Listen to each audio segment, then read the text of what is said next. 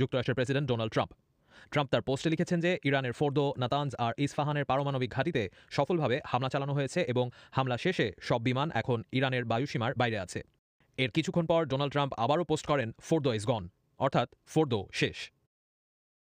ইরানও আনুষ্ঠানিকভাবে স্বীকার করেছে যে ফোর্দোতে হামলা হয়েছে। ইরানের তাসনিম নিউজ এজেন্সির বরাত দিয়ে সংবাদ সংস্থা রয়টার্স খবর প্রকাশ করছে যে ফোর্দোর একাংশে বিমান হামলা করা হয়েছে।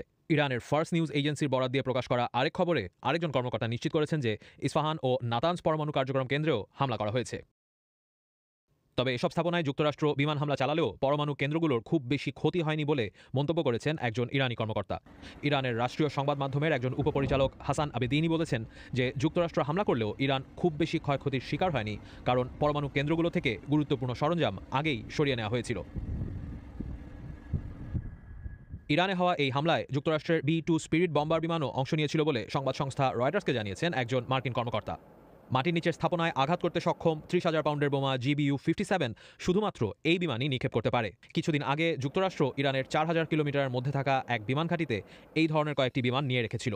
তবে দুদিন আগে এই ধরনের কয়েকটি বিমান ইরান থেকে প্রায় 9,500 কিলোমিটার দূরের এক বিমানঘাঁটিতে নিয়ে রাখা হয়। এদিকে ইরানে ট্রাম্পের হামলার সিদ্ধান্তের পর এর পক্ষে বিপক্ষে মিশ্র প্রতিক্রিয়া দিয়েছেন যুক্তরাষ্ট্রের আইন প্রণেতারা। কয়েকজন সিনেটর মিস্টার ট্রাম্পের এই পদক্ষেপকে স্বাগত জানালেও কয়েকজন সিনেটর এটিকে অসাংবিধানিক বলেও সমালোচনা করেছেন।